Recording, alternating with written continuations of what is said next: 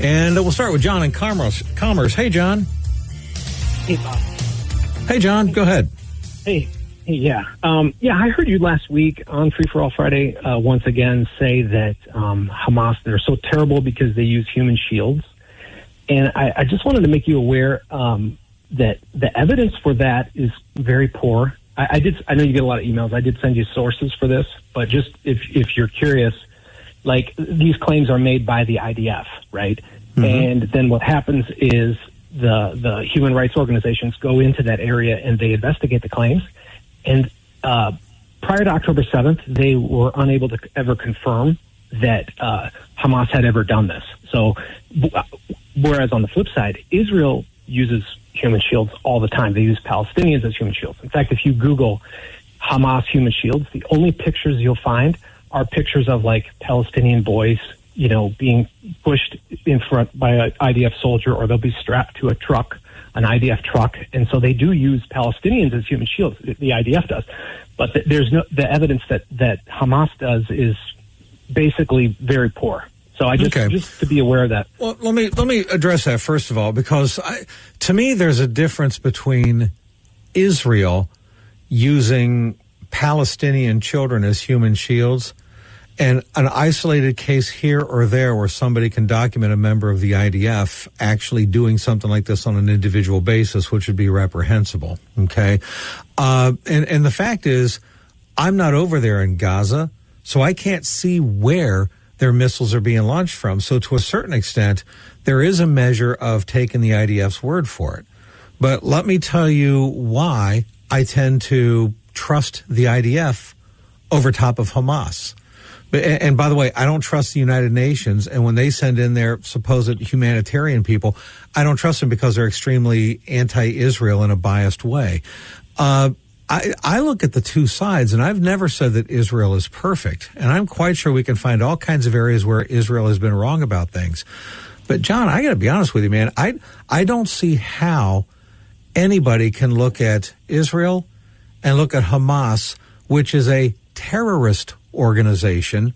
They are a terrorist organization, and say my default sympathies and empathies lies with Hamas.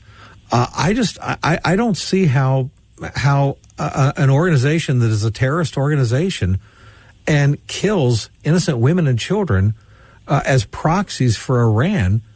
I just, for the life of me, I don't see how you can look at the two sides and say, let me find fault with Israel.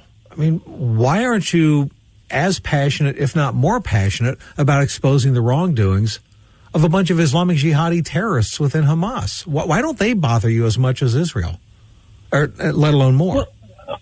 Well, I'll tell you why. Because, we fund the IDF. We support that. And I never said trust Hamas. That's not my claim. I believe Israel. It's so common for them to use Palestinian children as human shields, that their Supreme Court issued a ruling saying the IDF must stop using Palestinian children as human shields, which the IDF ignores. Okay, so part of the reason my sympathies are with, I have some sympathy with Palestinians, not Hamas. Nobody supports Hamas. Like, this is the common caricature. Oh, Hamas was elected by the Palestinian, by the people in Gaza. Hamas elected them. Yeah, by people who are mostly, the people that live there now, never voted for Hamas. It's a lot of young people that are in, they never had a chance to vote. I don't even know if they had a majority, whatever it was. Israel, as I explained in my last call, and I hope you know by now, it is Israel that engineered the creation of Hamas.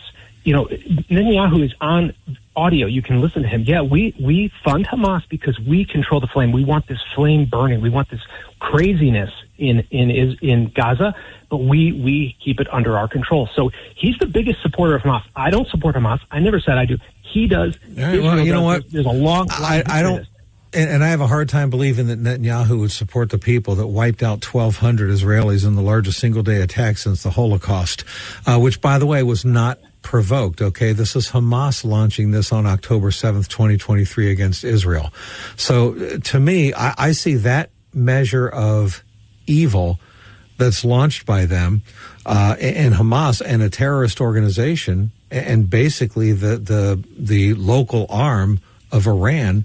And no, I see absolutely no reason whatsoever to be more sympathetic with them than I am with Israel. Not saying Israel's perfect, but the fact is that Hamas was elected to power. And you say, well, none of those people are around now. Really? Well, after the October 7th massacre, do you remember there were 2 different surveys that were taken in Gaza asking the people of Gaza, do you support Hamas? All right. And you still had between 60 and close to 80% of the people saying yes.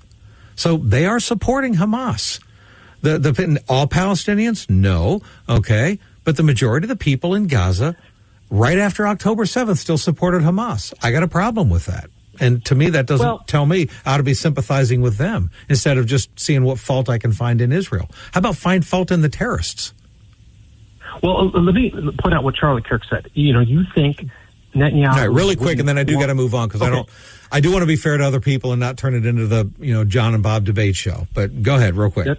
Yeah, that's fine. Charlie Kirk, who had been to Israel, he said, was there a stand-down order on October 7th? I can't believe that it would take 6 hours for Israeli Defense Forces to react. This is the most surveilled area in the world. He couldn't even believe it. So a lot of Israel does have a history of killing, like they killed American soldiers on the USS Liberty. They attack their own friends if they find that it's a strategic advantage for them to advance their their interest in acquiring a certain amount of land. So I think you're being naive if you think Netanyahu wouldn't kill Jews, which they did kill a lot of Jews on October 7th. It used to be 1,400 was dead. They later revised it down to 1,200 because 200 of them were so many of them were Israeli, killed by Israel. When they were being taken back in the cars and stuff like that by Hamas fighters. So they are ruthless, and they will do this. All right, and you know what? And you're entitled to that opinion. To me, I don't believe that Israel is as bad as you're making them out to be, but I don't believe that they're squeaky clean either. But I do know that when I look at those 2 sides, all right, for the life of me, John, I cannot wrap my brain around, I got Hamas on one side, I got Israel on the other.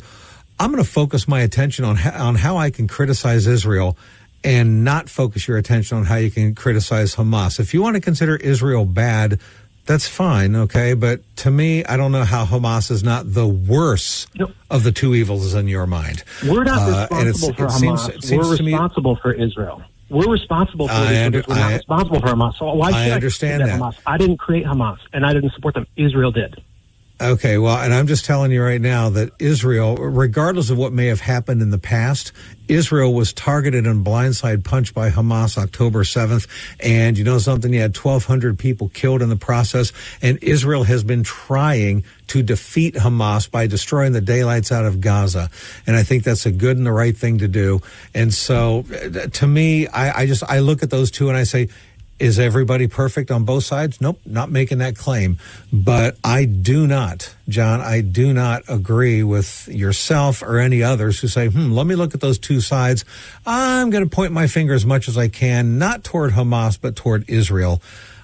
You may think I'm naive about this, but I think you're being naive about it. So, but John, there comes a point where I gotta say, look, enough of the back and forth, because I've been fair with you. I've given you time. I've let you state your opinions about this.